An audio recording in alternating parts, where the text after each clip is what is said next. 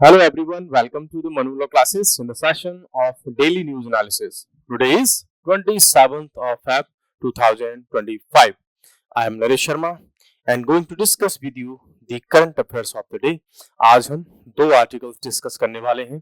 एक तो इसमें द हिंदू के फ्रंट पेज की न्यूज है जो कि डीलिमिटेशन कमीशन के रिगार्डिंग में है, और सेकंड एक आर्टिकल है जो कि फॉर्मर आईपीएस ऑफिसर है उन्होंने लिखा है, और वो है एक्चुअली जो बैगिंग का इशू है और जो है मध्य प्रदेश के इंदौर में एक एफर्ट चल रहा है कि वहां से जो बैगर्स हैं उनको कैसे कंट्रोल किया जाए, उसके रिगार्डिंग में वो आर्टिकल है। तो आइए दोनों को डिस्कस करते हैं वन बाय वन।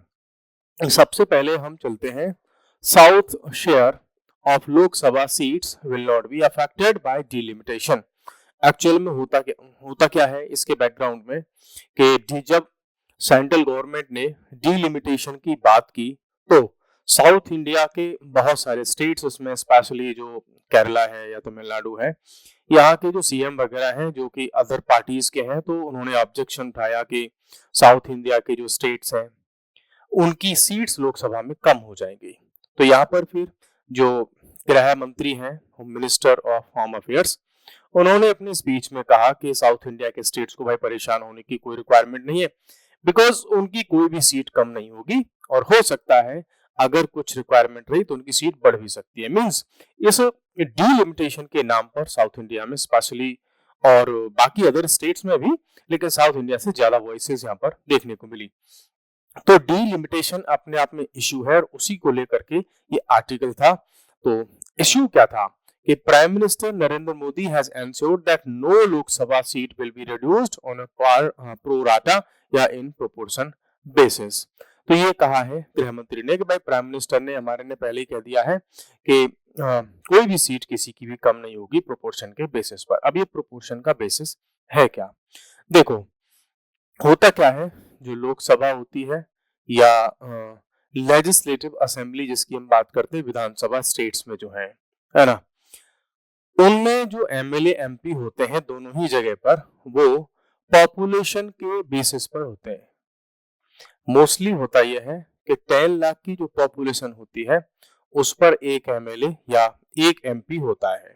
ठीक है, तो उन सबको देखते हुए हुआ क्या है कि पिछले अगर हम बात करें 2002 से, तो तब से कोई डीलिमिटेशन कमीशन अभी तक अपॉइंट नहीं हुआ है, और माना यह जाता है कि अब अगर डीलिमिटेशन कमीशन होगा और 2011 या 2021 जो इसमें हो नहीं पाया था, हमारा सेंसस जो था, तो अब वो 2024 के आसपास में स्टार्ट हुआ है, तो वो जब भी होगा तो मींस लेटेस्ट सेंसस के बेसिस पर ये 10 लाख की पॉपुलेशन के हिसाब से लोकसभा में, राज्यसभाओं में, इनमें सॉरी स्टेट लेजिस्लेटिव असेंबलीज में सीट्स अलॉट की जाएंगी, उसी के हिसाब से कॉन्स्टिट्यूएंसीज बनाई जाएंगी। तो साउथ इंडिया के स्टेट्स को ये लगा है कि शायद हमारी सीट्स कम हो जाएंगी। इनको ऐसा क्यों लगा? इनको ऐसा इसलिए लगा कि जब से जो है फैमिली प्लानिंग की बात स्टार्ट हुई तो बहुत सारे इंडिया के ऐसे स्टेट्स थे जहां उन्होंने अपनी पॉपुलेशन को कंट्रोल करने की कोशिश की। तो साउथ इंडिया के स्टेट्स इसमें बहुत ज्यादा आगे रहे, उन्होंने पॉपुलेशन को कंट्रोल किया। अब उन्होंने अगर पॉपुलेशन को कंट्रोल किया तो मींस उनके यहाँ पॉपुलेशन कम हो गई। पॉपुलेशन कम हो गई तो उनके लोकसभा में जो मेंबर्स हैं वो भी कम हो जाएंगे, जो एमपीज हैं, है ना। अगर वो कम हो जाएंगे तो इसमें तो भाई जो साउथ इंडिया के स्टेट्स हैं उनका तो घाटा हो गया, जबकि जिन स्टेट्स ने अपनी पॉपुलेशन ज्यादा बढ़ा दी तो उनका तो फायदा हो गया, वो तो बेनिफिट में हो गए। तो इसका मतलब जिन स्टेट्स ने पॉपुलेशन कम करने की कोशिश की उनको तो पनिशमेंट मिल जाएगा इस डीलिमिटेशन के जो है वजह से।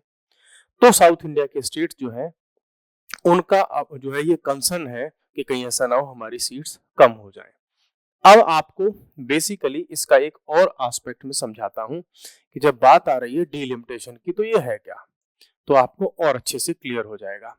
डीलिमिटेशन की जब हम बात करते हैं तो जो एमएलए अपॉइंट जो है इलेक्ट होते हैं, ठीक है, जो एमपी इलेक्ट होते हैं, इनकी कॉन्स्टिट्यूएंसीज फिक्स होती हैं। जैसे कि भाई एक एमपी 10 लाख की पॉपुलेशन पर इस एरिया से इलेक्ट होगा। मान लीजिए सपोज करो आपने बोल दिया न्यू दिल्ली, तो न्यू दिल्ली बोला कहां से कहां तक माना जाएगा, न्यू दिल्ली की विधानसभा को या उसकी लोकसभा को, तो बोला इस एरिया को माना जाएगा। तो इस एरिया के सारे लोग यहाँ पर वोटिंग करेंगे। तो एक्चुअल में किसी स्टेट में, पूरे देश में देखो लोकसभा की कॉन्स्टिट्यूएंसीज बनती हैं और जो राज्यों में लेजिस्लेटिव असेंबलीज हैं उनकी कॉन्स्टिट्यूएंसीज को डिलिमिट किया जाता है, उनकी बाउंड्रीज डिसाइड की जाती हैं। ठीक है कि भाई कितनी बाउंड्री, जैसे यूपी में 81 लोकसभा की सीट्स हैं तो उनकी बाउंड्रीज डिसाइड होती हैं, तो वो पॉपुलेशन के हिसाब से डिसाइड होती है कि कितनी पॉपुलेशन है। तो एवरेज निकाल के देख लिया जाता है कि एवरी 10 लाख पर एक एमएलए एक एमपी इलेक्ट होकर के आएगा। इसी का सारा खेल है कि डीलिमिटेशन पर ऑब्जेक्शंस आए बहुत सारे स्टेट्स के, स्पेशली साउथ इंडिया के जो स्टेट्स हैं वहां से, है ना। तो अब गवर्नमेंट को इस पर अपनी स्पीच में ये बताना पड़ रहा है कि भाई साउथ इंडिया के जो स्टेट्स हैं उनको परेशान होने की रिक्वायरमेंट नहीं है, वो उनकी कोई भी सीट्स वहां से उनकी कम नहीं होगी, जैसा कि स्टालिन ने कहा था कि हमारी सीट यहाँ से कम हो जाएंगी। तो ये क्लैरिफिकेशन दिया है गवर्नमेंट की तरफ से। अब बात आ गई कि डीलिमिटेशन है क्या। तो इलेक्शन कमीशन के अकॉर्डिंग डीलिमिटेशन क्या है, delimitation is defined as the act, कोई काम, प्रोसेस ऑफ फिक्सिंग लिमिट्स या बाउंड्रीज। क्या फिक्स हो रही है इसमें, लिमिट्स फिक्स हो रही हैं और बाउंड्रीज फिक्स हो रही हैं टेरिटोरियल कॉन्स्टिट्यूएंसीज की, कि कोई कॉन्स्टिट्यूएंसी कहां तक होगी, चाहे वो कंट्री की बात कर लो या किसी प्रोविंस की बात कर लो जहां पर लेजिस्लेटिव बॉडीज हैं।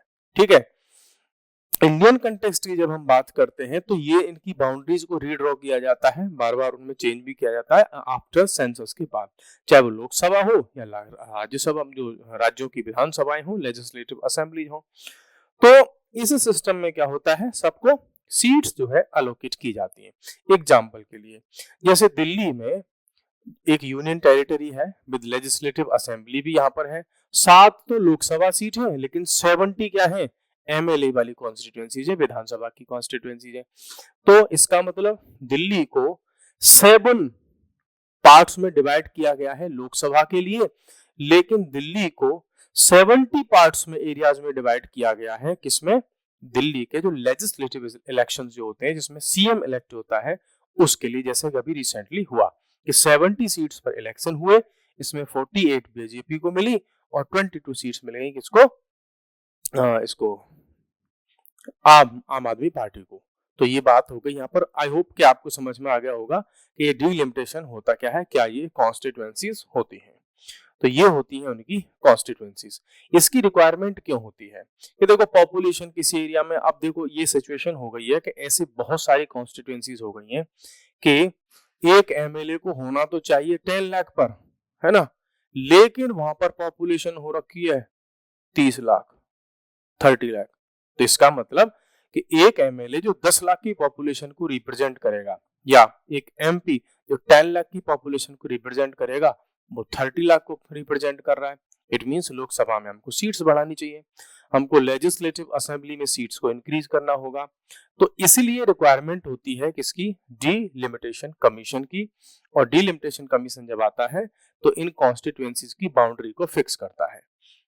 इसके पीछे कॉन्स्टिट्यूशनल प्रोविजंस की अगर हम बात करें तो आर्टिकल 82 और आर्टिकल 170, ये कॉन्स्टिट्यूशन के जो प्रोविजंस हैं ये एम्पावर करते हैं पार्लियामेंट को ये पावर देते हैं कि पार्लियामेंट एक ऐसा कमीशन जो है बनाए और बाउंड्रीज को रीड्रॉ कर ले।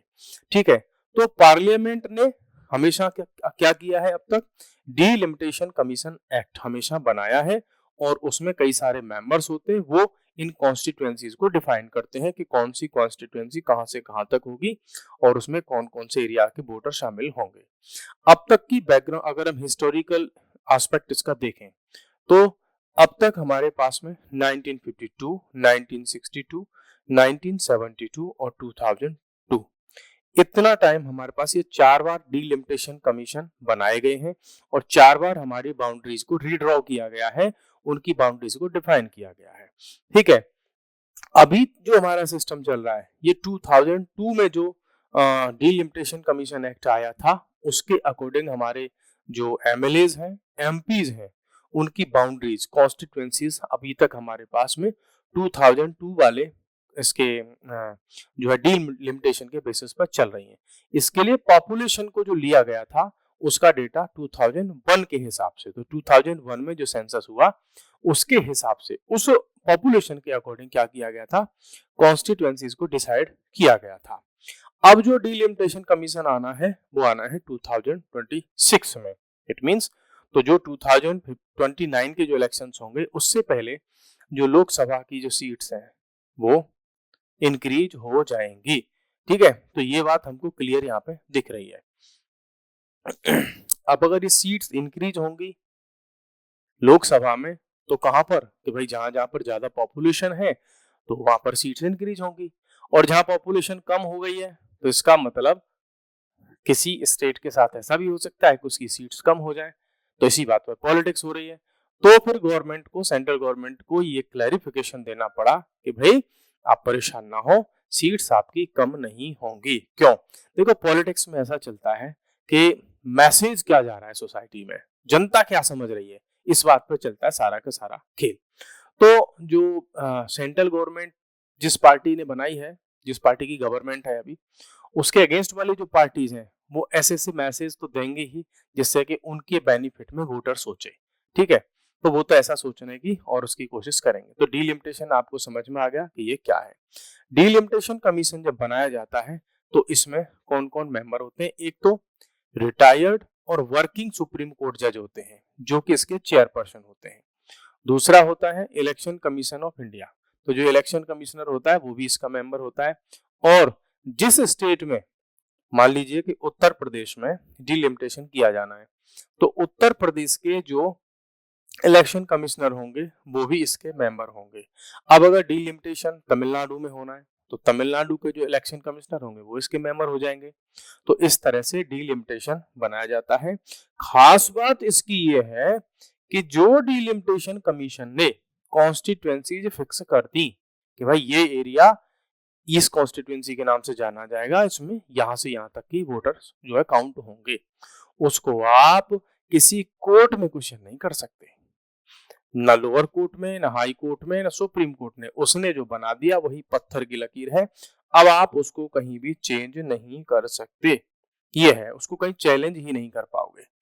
और जब ये डिलिमिटेशन कमीशन की रिपोर्ट आती है तो उसको before the Lok Sabha and the legislative assemblies concern वहां पर रखा जाता है, लेकिन न तो लोकसभा, न ही राज्यसभा, न स्टेट की legislative assembly, they are not allowed to make any change in this order और in this report of the delimitation commission. तो बस वहां पर रखती जाती है कि देखो ये कॉन्स्टिट्यूएंसीज हमने बना दी है, अब आपके सामने रखा हुआ डेटा, अब उसमें वो कोई चेंज नहीं कर सकते, ये इसकी पावर होती है। ये तो हो गया डिलिमिटेशन से रिलेटेड हमारे पास में जो आर्टिकल था वो। अब आ जाते हैं हम एक एडिटोरियल आर्टिकल की तरफ। आर्टिकल का नाम है, उसका जो टाइटल है वो है a message to district magistrates and the police.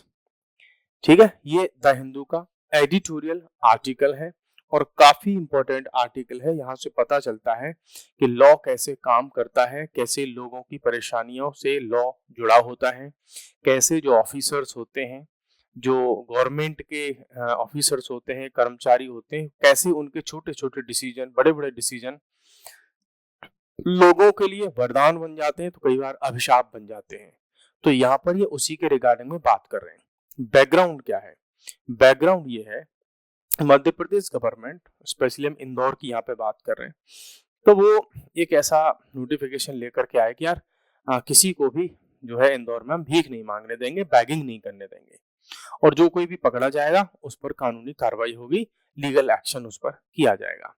अब होता क्या है, यहाँ पर कोई दो व्यक्ति हैं, कोई एक तो बैगिंग देने वाला और एक कोई लेने वाला, उन दोनों पर ही एफआईआर करा दी लोकल अथॉरिटी ने। ठीक है, तो यहाँ से स्टार्ट होता है सारा का सारा खेल। इसमें पॉइंट क्या आता है? पॉइंट ये निकल कर के आता है कि कोई व्यक्ति गरीबी की वजह से, परेशानी की वजह से अगर भीख मांग रहा है तो क्या गवर्नमेंट, उसके ऑफिसर तब उस पर एफआईआर कराएंगे? एफआईआर करा के उससे कोर्ट के चक्कर लगवाएंगे, उसको जेल में डाला जाएगा, या उस पर पेनल्टी बनेगी, वो भी कैसी? फाइनेंशियल। जो आदमी भीख मांग रहा है उसके पास पैसे नहीं है, अब वो गवर्नमेंट को पेनल्टी के रूप में 2000, 5000, 4000 रुपए कैसे देगा? यहां से शुरू होती है ये कहानी। और आर्टिकल जो है लिखा है ये R.K. विज, जो कि IPS ऑफिसर रहे हैं, तो काफी अंदर तक ये चीजों को समझते होंगे। तो इंसिडेंट कहाँ से स्टार्ट होता है? ये स्टार्ट होता है यहाँ से कि 2 FIR रजिस्टर हुई है अंडर सेक्शन 223, ठीक है, जो कि BNS का है, जो कि पहले IPC में यही सेक्शन 188 हुआ करता था, ठीक है। दूसरा रीजन क्या दिया इन्होंने? रीजन ये दिया है कि भाई इंदौर में डिस्ट्रिक्ट मजिस्ट्रेट के प्रोहिबिटरी ऑर्डर्स थे। प्रोहिबिटरी ऑर्डर्स वो आते हैं आपके सेक्शन 163 में, किसमें? BNS में, BNSS में, जो कि इसका इक्विवेलेंट सेक्शन है 144। कई बार कहते थे ना कि जो है मजिस्ट्रेट ने भाई पूरे एरिया में कर्फ्यू लगा दिया या ये लगा दिया, उस पर प्रोहिबिशन कर दिया कि ये काम आप नहीं कर सकते। तो उसी हिसाब से मींस डिस्ट्रिक्ट मजिस्ट्रेट ने इंदौर में ये ऑर्डर्स पास किए थे कि कोई भी व्यक्ति भीख न तो मांगेगा न किसी को भीख देगा, ठीक है। तो उसको लेकर के अब कोई दो व्यक्ति इसमें जो है मिल गए उनको, एक भीख देने वाला, एक भीख लेने वाला। तो दोनों के खिलाफ वहां के डिस्ट्रिक्ट मजिस्ट्रेट ने, कलेक्टर ने क्या कर दिया? डिस्ट्रिक्ट मजिस्ट्रेट ने क्या कर दिया? FIR रजिस्टर करने के ऑर्डर कर दिए और उनके खिलाफ FIR रजिस्टर हो गई, ठीक है। ये कहानी हुई है। अब ऑर्डर कब इश्यू हुए थे? 2 जनवरी 2025 को, और मामला था कि इंदौर को बैगर फ्री बनाएंगे हम। अब देखो ये भी ठीक है, इनका एक ऑर्डर भी था, ये ठीक है, एक तरफ से हम देख सकते हैं कि इंदौर को अगर बैगर फ्री बनाना है तो इसको भी हमें देखना होगा। एक्चुअल में क्या है, कई सारे सिटीज इंडिया में ऐसे हो रखे हैं कि जो लोग बैगिंग के नाम पर आते हैं, आपकी कार के पास आते हैं, आपसे कुछ मांगने की कोशिश करेंगे, है ना। ऐसे ऐसे सिचुएशंस हुए हैं, आपके जो है गाड़ी का जो शीशा है उस पर एग फेंक देंगे या कोई कलर या कोई ऐसी भी चीज फेंक देंगे जिससे कि आपकी विजिबिलिटी है वो कम हो जाएगी। आपको हो सकता है आपके अंदर उसमें विंडो के अंदर से उसने झांका कुछ मांगने के लिए, तो दूसरों को तो लग रहा होगा कि कुछ भीख मांग रहा है, साइड से उसने निकाल करके वहीं पे आपकी तरफ अंदर से पिस्टल लगा दी और बोला कि मोबाइल अपना दे दे नहीं तो मैं गोली मार दूंगा यहीं पर।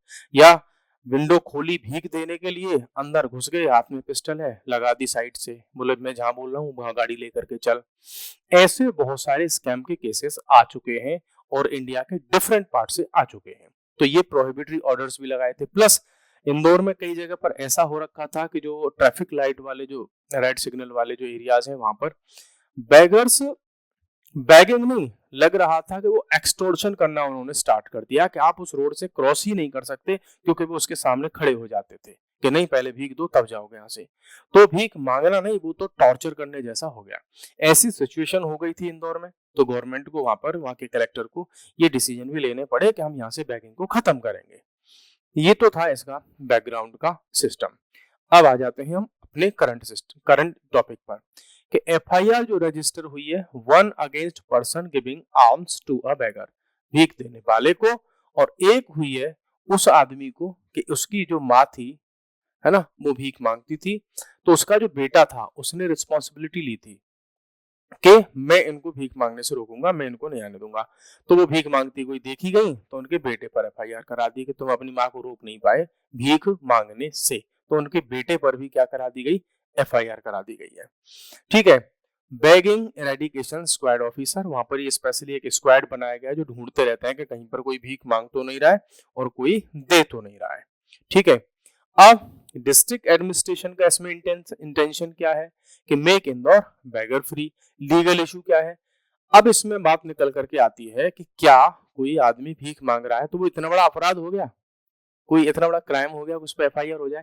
तो ये IPS ऑफिसर कहते हैं भैया कि FIR can not be registered for violating orders under section 163 of BNSS। Means district magistrate के जो ऑर्डर्स हैं अगर उनको कोई फॉलो नहीं करता है तो ऐसे छोटे केसेस में FIR हो ही नहीं सकती। तो ये IPS ऑफिसर कह रहे हैं कि उस कलेक्टर ने, उस डिस्ट्रिक्ट मजिस्ट्रेट ने गलत किया है, ये तो लॉ का वायलेशन कर दिया, क्योंकि लॉ में अलाउ ही नहीं है FIR रजिस्टर करना ऐसे केसेस के लिए। कैसे? कंडीशंस फॉर सेक्शन 163 भी, इसी सेक्शन के थ्रू तो वहां के मजिस्ट्रेट ने FIR रजिस्टर कराई।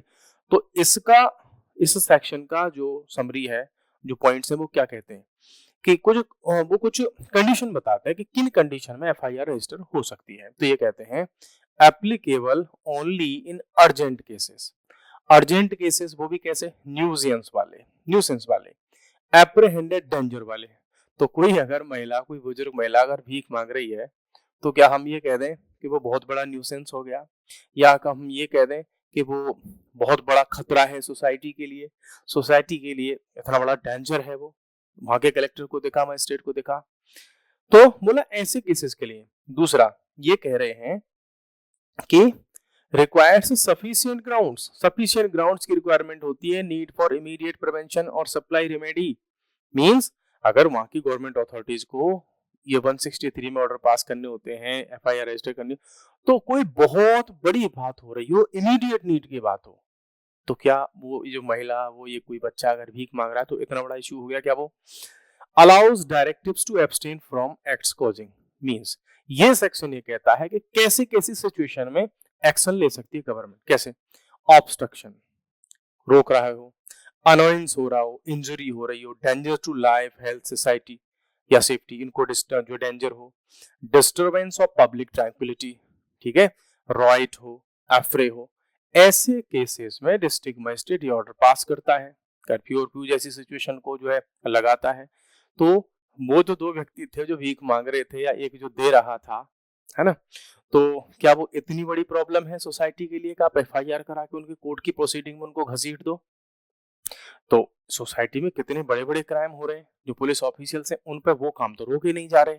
तो इस गरीब आदमी को, गरीब लोगों को, इनको आप सता सकते हैं, है ना, उनको प्रोसीडिंग्स के आप चक्कर लगवाएंगे कोर्ट के, जेल में बंद कर लोगे पहले। जब तक आप कोर्ट तक पहुंचोगे, कोर्ट अपना डिसीजन देगा, तब तक तो उनके 4-6 महीने निकल चुके होंगे। हो सकता है उनको पनिशमेंट होता उस क्राइम के लिए, उस भीख मांगने के लिए 1 महीने का, लेकिन आपने उनको अगर जेल भेज दिया तो हो सकता है कि जेल में उनको 2 साल हो जाए और उनकी प्रोसीडिंग का नंबर ही ना आए। तो इसका क्या, तो ऐसे छोटे छोटे केसेस के लिए एफआईआर नहीं हो सकती।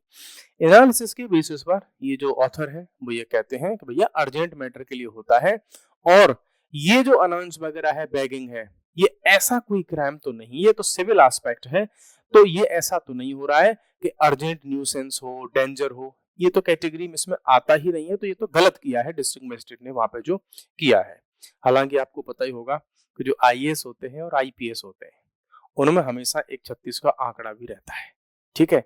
तो जो आईपीसी, सीआरपीसी वगैरह होती है, उनको ज्यादातर थोड़ी ज्यादा डिटेल आईपीएस ऑफिसर्स को होती है कई सारे मामलों में, क्योंकि प्रैक्टिकली वो डेली इन्हीं चीजों को डील करती है पुलिस, तो उनका वो भी बना रहता है। तो ये शायद जो है और ज्यादा डिटेल में चीज को बता रहे होंगे कि जनता के फायदे के लिए काम होना चाहिए, ना कि उनको टॉर्चर करने के लिए। ये फिर इसके लिए लीगल सेक्शन, जो रेस्ट्रिक्शंस भी बताते हैं कि भाई जो आर्टिकल 215 है बीएनएसएस का, वो ये कहता है कि सेक्शन 215 वो ये कहता है कि सेक्शन 206 से लेकर के 223 तक इनमें एफआईआर का कोई लॉज वही नहीं है, ऑप्शन ही नहीं है।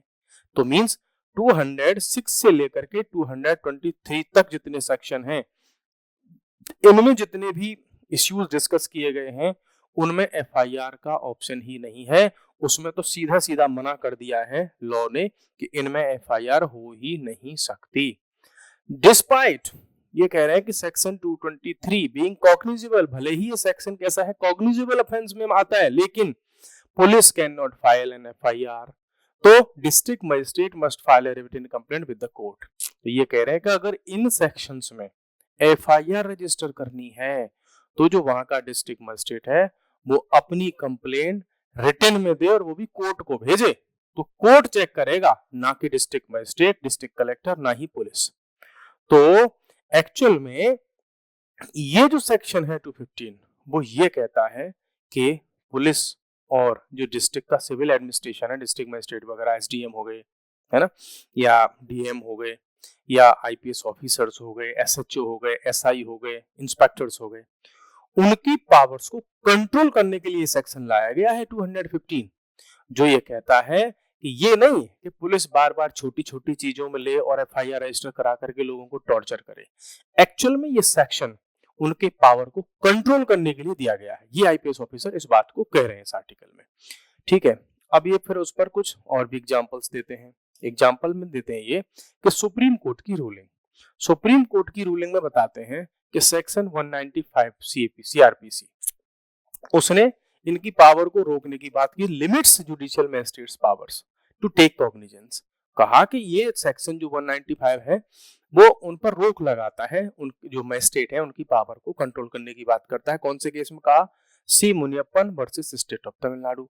Non compliance with section 195 vitiates prosecution. तो जब सेक्शन 195 की बातों को अगर पुलिस डिस्ट्रिक्ट मजिस्ट्रेट नहीं मानेगा तो भैया आप तो जो प्रोसिक्यूशन है आप उसी को खराब कर रहे हो, क्योंकि उसमें तो कोई दम रहेगी ही नहीं। तो आप स्टेट के रिसोर्सेज को वेस्ट कर रहे हो, पुलिस के जो पर्सनल किसी और काम में लग सकते थे आप उनको वहां झूठे केसेस में ऐसे में लगा करके रख रहे हो।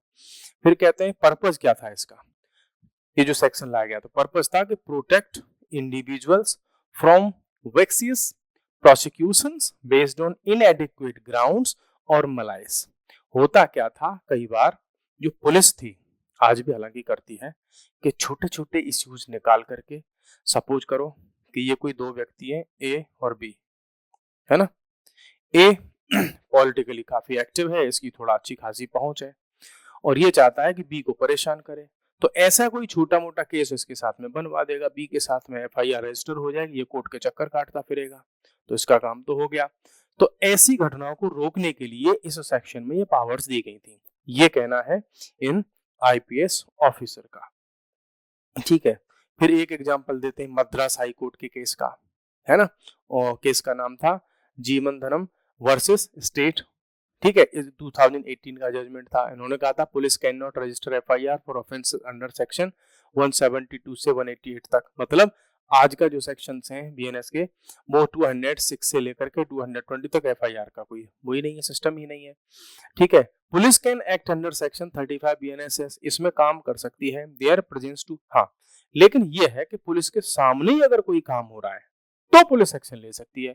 जैसे कोई बहुत ज्यादा रोड पर ट्रैफिक में कोई इशू क्रिएट कर रहा है, दारू पी के हंगामा कर रहा है, ऐसे काम कर रहा है, वहां पर पुलिस एक्शन ले सकती है। लेकिन ऐसे किसी Lalita Kumari versus government of UP में भी इन्होंने कहा था कि does not apply to section 223 BNS FIR registration. उसमें एफआईआर का कॉन्सेप्ट ही नहीं है, आप रजिस्टर ही नहीं कर सकते। छत्तीसगढ़ हाई कोर्ट का भी केस आया था, उन्होंने भी एफआईआर एक रजिस्टर हुई थी एक पर्सन के अगेंस्ट में, उनको क्वेश्चन किया था, बोला गलत एफआईआर हुई है, ये बनती नहीं है एफआईआर।